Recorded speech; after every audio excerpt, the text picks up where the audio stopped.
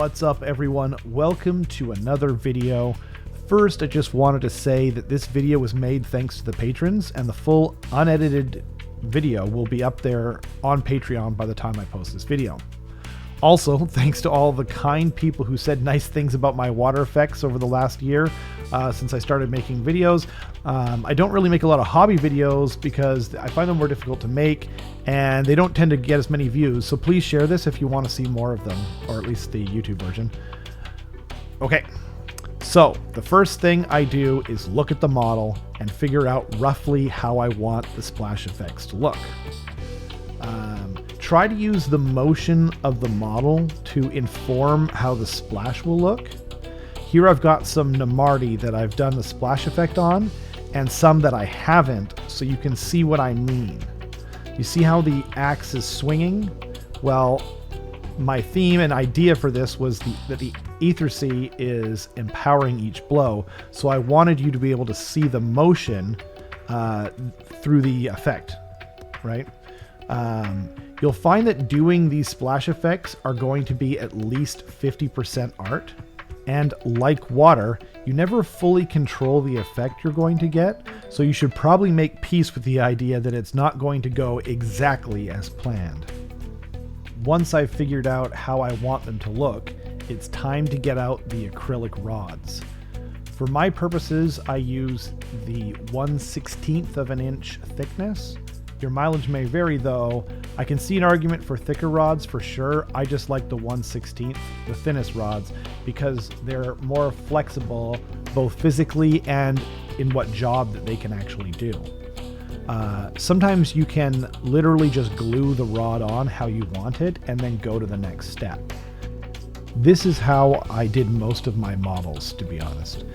Stay tuned for pictures at the end of previous models I've done, but even here you can usually make this work like you'll see on Volturnos.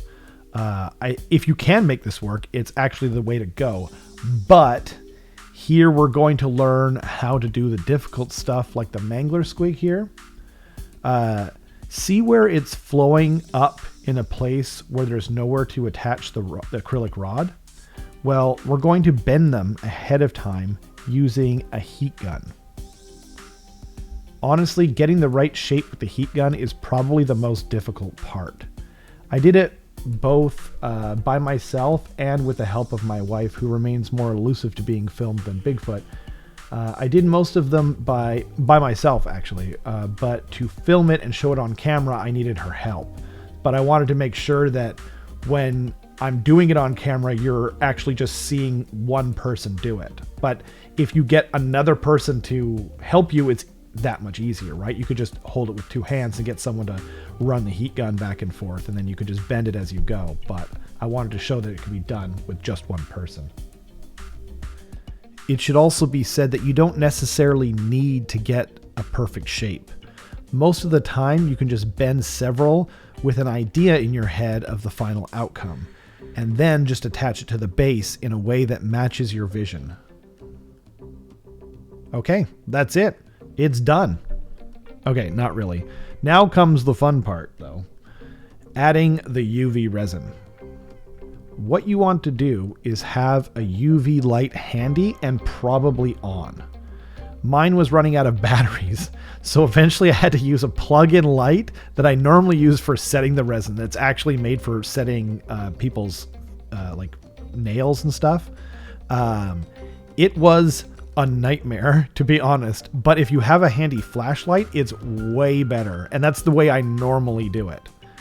I used to stick it in my mic, my mic holder, facing. I have like a mic holder stand thing that I use that I'm recording right now with, but I put it facing down, and then I'd put the resin in the light when I wanted it to freeze. So you just kind of, do it, and then you just kind of zip it over next to you, and it works really well. But most people probably don't have a mic stand on their desk. So I did it the hard way this time by just picking it up and zapping it.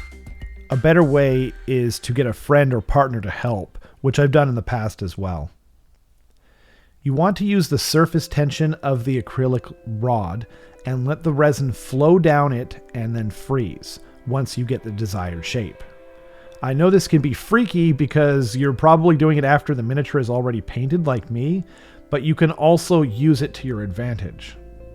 Water and splash effects of whatever they're supposed to be, slobber, blood, something nurgly that I won't mention while people may be eating, all of them should look random. So you can make it look more chaotic this way and have a kind of flow. But yeah, that's actually pretty much it. Keep going until you end up with something that pleases your eye. Everyone is going to have a different idea of what looks good, but the best way is to make something that you like. Also, a lot of the time, less is more. Like how I did Volturnos, or you can go with more is more like I did with the Mangler Squigs. Here are some pics of what I've done so far so y'all can get some inspiration, and if you're a patron or member on YouTube, I'm going to release all the unedited video of me going through this with extra footage and a couple of extra tips. I hope you found this helpful, and let me know what other hobby type videos you'd like to see. Thanks so much for watching. We'll see you guys next time.